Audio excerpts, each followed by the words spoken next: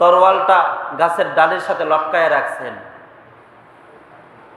আল্লাহর হাবিব সাল্লাল্লাহু আলাইহি ওয়াসাল্লাম তরবারিটা ওখানে রাখিয়ে ঘুমায় গেছেন। মুশরিক এসে তরবারিটা নিয়ে বলতেছেন, ইয়া মুহাম্মদ, তুমি বলো তোমাকে এখন কে বাঁচাবে? আল্লাহর হাবিব সাল্লাল্লাহু আলাইহি ওয়াসাল্লাম বলতেছেন, আমার আল্লাহ আমাকে বাঁচাবে। সুবহানাল্লাহ বলেন। মুশরিক এই কথা শোনার পর তার হাত থেকে থরথর করে তরবারিটা পড়ে গেছে।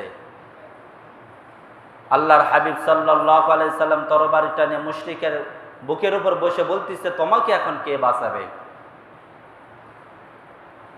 আল্লাহর হাবিব সাল্লাল্লাহু আলাইহি ওয়াসাল্লামকে ডাক দিয়ে বলতেছেন, তোমার আখলাক আমাকে বাঁচায় দিবে।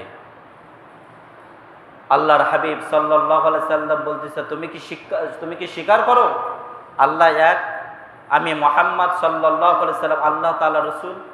মুশরিক বলতেছে, না, আমি সাক্ষ্য দেই না। আল্লাহর হাবিব সাল্লাল্লাহু আলাইহি ওয়াসাল্লাম উত্তম আখলাকের পরিচয় দিয়ে বুকের উপর থেকে নেমে গেলেন, ছাড়িয়ে দিলেন, যাও তুমি চলে যাও, তোমাকে আমি ছেড়ে দিলাম। মুশরিকটা তার গোত্রের ভিতরে যে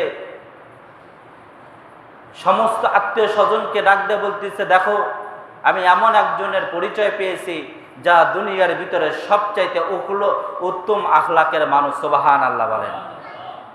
সবচাইতে উত্তম আখলাকের মানুষ, তার মতন চরিত্রের মানুষ দুনিয়ার বুকে মনে হয় আমি আর দেখি নাই। তোমরা যদি কিছু না মনে করো তাহলে চলো আমার সঙ্গে ওই ব্যক্তিটার হাত ধরে কালেমা পড়ে মুসলমান হয়ে যাবে। সুবহানাল্লাহ বলেন। মুশরিক এসে ডাক দিয়ে বলতেছেন, ইয়া রাসূলুল্লাহ, আপনি আমাকে কালেমা পড়ে মুসলমান বানায় দেন। আমরা সকলেই ভুল বুঝতে পেরেছি, আমরা আপনার সঙ্গে বেয়াদবি করেছি, আপনি আমাকে ভুল মাফ করে দিয়ে কালেমা পড়ে মুসলমান বানায় দেন। সুবহানাল্লাহ বলেন। এটা ছিল নবীজির আখলাক,